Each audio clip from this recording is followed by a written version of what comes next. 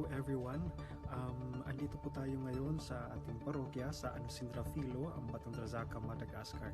And alam niyo po ba mga kapatid, nagulat ako kanina kasi sa paglabas ko kaninang umaga, okay pa naman yung panahon, medyo umaambon lang siya ng kaunti. And paglabas ko nagulat ako kasi ang bumungad sa akin ay itong baha na nakita ninyo. Ayan, medyo tumaas ang tubig kasi alam nyo po, kagabi walang tigil ang buhos ng ulan and talagang magdamag po talaga sa. So ito yung tendency, ito yung kalimitan na nangyayari sa ating parokya, sa labas ng ating parokya, tuwing bumubuhos ang walang tigil na ulan. So yan po, medyo yung mga tinanim na palay ng ating mga kapatid, imbis na bago lamang po sila nagtanim ng mga palay, ay iyon, medyo na-wash out gawa ng pagtaas ng tubig, gawa ng pagbaha, malakas na pag-ulan.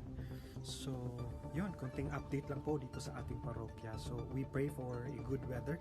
Actually ngayon, it's January 19, 2024, time check, 10:45. So dasal natin na sana tumigil na itong pag-ulan na ito, and medyo maganda din naman yung panahon na, pero nagbabadya pa din ang ulan. Ayan, yung kalangitan medyo nagbabadya pa din.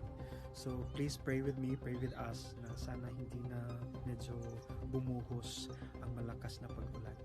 Ayan. Maraming salamat po. God bless you all. Ingat po kayo kung saan man po kayong sulok ng mundo ngayon.